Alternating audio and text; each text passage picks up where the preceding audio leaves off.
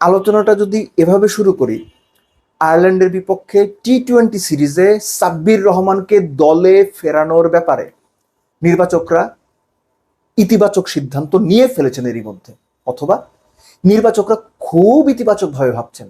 আমি নিশ্চিত আপনি আমার কথা বিশ্বাস করবেন, কেননা নির্বাচকদের সাথে কথা বলার সুযোগ দর্শক হিসেবে মোস্ট লাইকলি আপনার নাই, আমার আছে, আমি কথা বলিও। বাংলাদেশ ক্রিকেট বোর্ডের প্রেসিডেন্ট কিংবা ক্ষমতাবান পরিচালকের সঙ্গে দর্শক হিসেবে আপনার কথা বলার সুযোগ খুব কম, নাই বলছি না, খুব কম, কিন্তু আমার আছে, আমি বলিও। সো আমি যা বলবো বেশিরভাগ ক্ষেত্রে আপনি সেটা বিশ্বাস করবেন। এই কারণে হাবিজাবি যা খুশি বলাটা আমার কাজের মধ্যে পড়ে না। সাব্বিরের প্রসঙ্গটা এই কারণে টানলাম আমি, আয়ারল্যান্ডের বিপক্ষে বাংলাদেশ যে টি-20 দলটা সাজাবে, সেই দলে হৃদয়, জাকের, শামীম, আবারও এই তিনজনকে খেলানো যৌক্তিক হবে, নাকি তাদের সম্ভাব্য রিপ্লেসমেন্ট কারা হতে পারেন বা কারা আছেন তাদের বাজিয়ে দেখার সুযোগটা নিতে হবে। বিশ্বকাপের আগে মনে রাখতে হবে এটাই সবশেষ হোম সিরিজ সম্ভাব্য যেখানে Bangladesh team management middle order, ব্যর্থ মিডল অর্ডারের জায়গায় নতুন ক্রিকেটার বাজিয়ে দেখতে পারে। এই সুযোগটাকে তারা নেবে না, নেওয়া উচিত বলে মনে হয় না? 100% নেওয়া উচিত।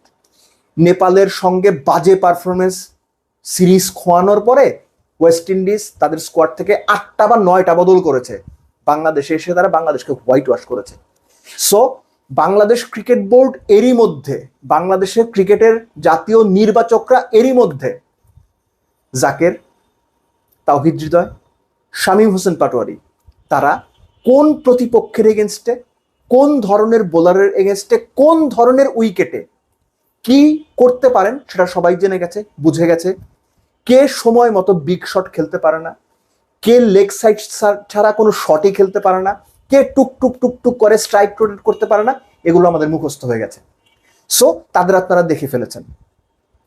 বিশ্বকাপের সম্ভাব্য বিকল্প যদি বিবেচনা করতে হয়, যদি সাব্বির রহমানকে বিবেচনা আপনারা করে থাকেন, কিংবা আকবর আলীকে যদি বিবেচনা করে থাকেন মিডল অর্ডারে, কিংবা ইয়াসির আলী রাব্বি যিনি লম্বা সময় ধরে বেশ ভালো পারফর্ম করছেন তাকেও যদি বিবেচনা করে থাকেন, কিংবা XYZ অন্য যে কেউ, ধরেন আফিফ হোসেন ধ্রুব, তাদের যদি বিবেচনা করে থাকেন, মনে হয় আয়ারল্যান্ড সিরিজ মিডল অর্ডার ওই 3টা পজিশনে তাদেরকে সুযোগ দেওয়া উচিত। যদি যারা ক্লিক করে যান তাহলে সম্ভাব্য ওই পার্টিকুলার জায়গায়, যে জায়গাতে ক্লিক করবেন সেই জায়গায় ক্রিকেটার তাওহিদ হৃদয় হোক, শামীম হোক, জাকের হোক, তাদের ড্রপ করেন। তিনজনকেই যদি ড্রপ করতে হয় তাদেরকে ড্রপ করেন। তাদের পারফরমেন্স আমাদের দেখা হয়ে গেছে, অন্যদের সুযোগ দিয়ে দেখা দরকার তারা কতটুকু প্রস্তুত ইন্টারন্যাশনাল লেভেলে, এটা এখন সময়ের দাবি। তারাও যদি ফ্লপ করেন আপনি তো জাকেরকে নিতেই পারবেন, শামীমকে নিতেই পারবেন, হৃদয়কে নিতেই পারবেন, অন্যদের একটু বাজিয়ে দেখেন। এখানেই হচ্ছে সাব্বির রহমানের প্রসঙ্গটা আসে। এর আগে একটা ভিডিওতে আমি বলেছিলাম যে অনেকেই অনেক কথা বলেন, কিন্তু সাব্বিরে যে ইংল্যান্ডে গিয়ে খেলেছেন সেটা আসলে খুবই মানে লোয়ার গ্রেডের একটা টুর্নামেন্ট ভাই, একটু খোঁজ খবর নিয়ে তারপরে বললেন।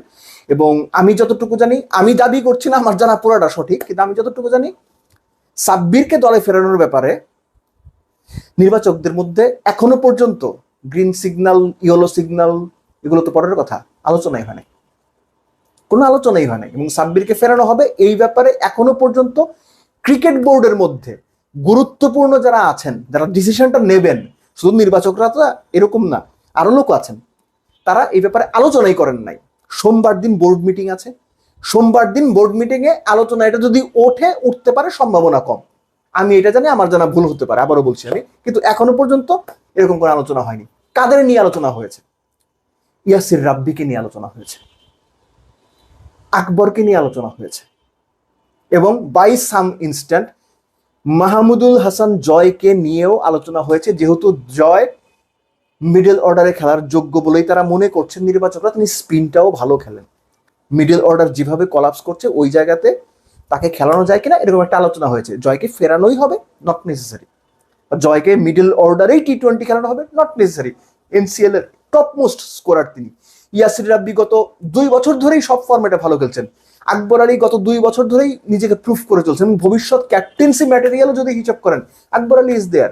আফিফ হোসেন ধ্রুব টপ অর্ডারে ভালো করছেন বা মোটামুটি ভালো করেছেন। সো এই অপশনস গুলো নির্বাচকদের আলোচনাতে আছে, নেওয়া হবে কি হবে না এখনো পর্যন্ত ডিসিশন হয় নাই। বাট সাব্বিরের বিষয়টা অ্যাজ পার মাই আন্ডারস্ট্যান্ডিং, আমি যতটুকু জেনেছি আলোচনাতেই নেই, আলোচনাতে আসে নাই এখনো পর্যন্ত। আলোচনাতে আনার মতো গুরুত্বপূর্ণ বা প্রয়োজনীয় নির্বাচকরা মনে করেন নাই, হয়তো আগামীতে আসতে পারে।